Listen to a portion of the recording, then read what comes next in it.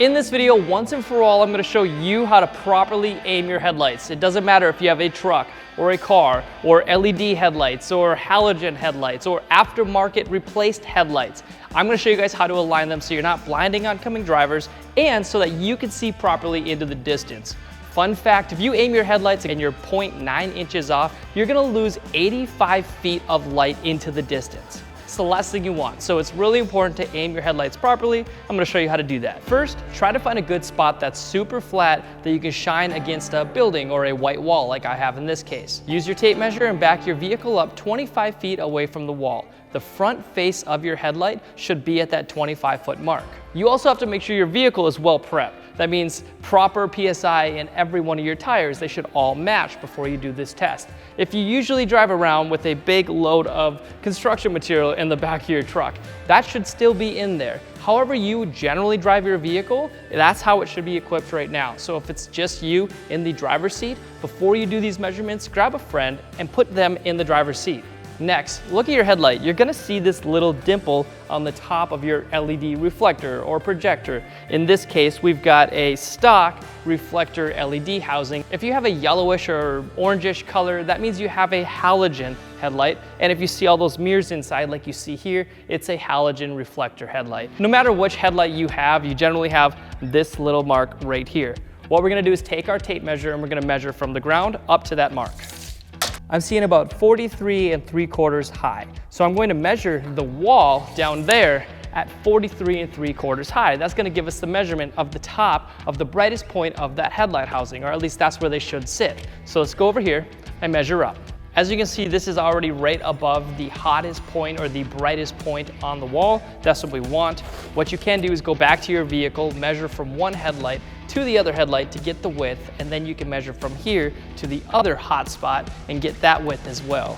Understanding what kind of headlight you have is really important. If this is an aftermarket headlight housing, we're gonna show you guys in just a second, it's a little bit different than what you're gonna see here. One thing to note before we just have the brightest point right underneath this spot is that if your vehicle is over 36 inches tall, if that little aiming spot on your headlight housing was over 36 inches tall, let's say you lifted your vehicle or you had a truck, at that point, you need to make a mark from the top of this right here down 2 inches, and then that is going to be the top of your beam pattern. Using 2-inch wide painter's tape is kind of a cheat code that works very well in this scenario. The bottom of that painter's tape is 2 inches lower, and that's where the top of the hot spots need to reside.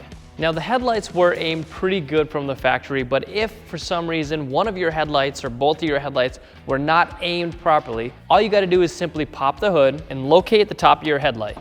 Generally, all you need is a Phillips screwdriver to get in here. You can turn it clockwise or counterclockwise, and that will either raise your headlights up or lower them down. Now, what if you guys have an aftermarket headlight or a newer one with projector headlights like this Morimoto XB housing? If so, you want to look for a marking on the headlight before you start your alignment process. Yes, do the same thing. Back it up 25 feet from the wall, and then you want to measure up to that little dimple. The aftermarket housings will also have that little aiming dimple right there. Go back over to the wall, measure up, and put your tape there so that way you guys can aim it properly. And then look at the front of your headlight. So on this headlight, it's really hard to see, especially on camera. On the bottom corner here, it says VOL. It'll either say VOL or VOR.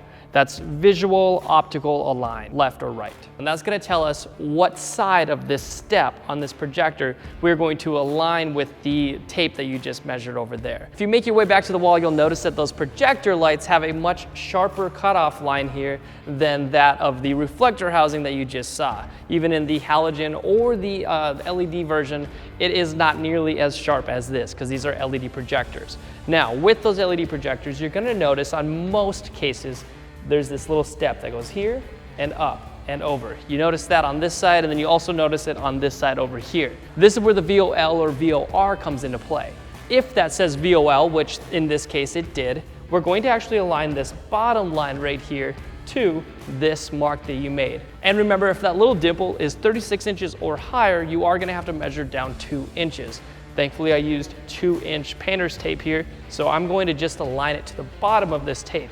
You can totally tell how low it is right now, and we don't want that. We are just going to be blinding yourself by just shining these projectors right in front of you The last thing you want is to be losing all of this nice bright white light output that should be down the road to keep you safer when you're driving on the highways or whatnot. It's the same process. Remember, we're gonna lift up the hood, we're gonna find that little adjuster, and we're gonna just take your screwdriver and turn it clockwise or counterclockwise. That's going to either raise it up or lower it down. Now, in some cases, you're not just adjusting vertically, but you can also adjust horizontally, and that's usually with high quality aftermarket housings. So for this case here, on the backside, you still have your normal vertical adjustment, which is right down here. And that, if you really took a long Phillips screwdriver, you could still reach down when it was installed in your vehicle and turn it. You can still turn it. This one is a little bit hard. I probably should have gotten a little bit bigger Phillips, but for the sake of the video, it's fine. When you are doing the horizontal adjustment, you're trying to move these projectors inside this housing left or right, you will notice that on some of them, you can't get to it from the top. So you are gonna have to pull these off your vehicle. You're gonna have to adjust it, because this one you can only adjust like this. You turn it left or right, and that'll move your LED projectors left or right on the wall. So the horizontal adjustment does take a little bit more time.